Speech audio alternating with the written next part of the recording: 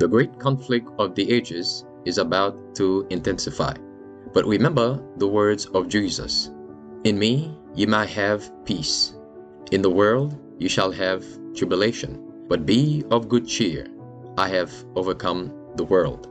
Would you like to know how to exercise courage and fight the good fight of faith?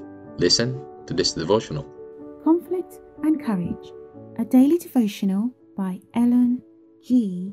White. Non-identical twins. And the boys grew, and Esau was a cunning hunter, a man of the field, and Jacob was a plain man, dwelling in tents. Genesis 25, verse 27. Jacob and Esau, the twin sons of Isaac, present a striking contrast, both in character and in life. Esau grew up loving self-gratification and centering all his interests in the present.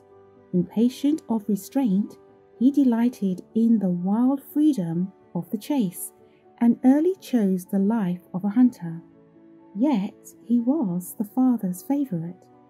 The quiet, peace-loving shepherd was attracted by the daring and vigor of this elder son, who faithlessly ranged over mountain and desert, returning home with game for his father and with exciting accounts of his adventurous life.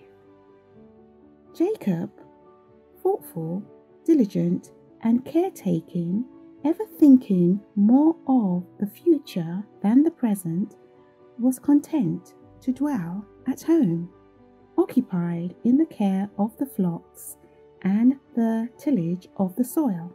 His patient perseverance, thrift, and foresight were valued by the mother. His affections were deep and strong, and his gentle, unremitting attentions added far more to her happiness than did the boisterous and occasional kindness of Esau. Jacob had learned from his mother of the divine intimation that the birthright should fall to him, and he was filled with an unspeakable desire for the privileges which it would confer. It was not the possession of his father's wealth that he craved. The spiritual birthright was the object of his longing, to commune with God as did righteous Abraham, to offer the sacrifice of atonement for his family, to be the progenitor of the chosen people and of the promised Messiah, and to inherit the immortal possessions embraced in the blessings of the covenant. Here were the privileges and honors that kindled his most ardent desires. But while he thus esteemed eternal above temporal blessings, Jacob had not an experimental knowledge of the God whom he revered.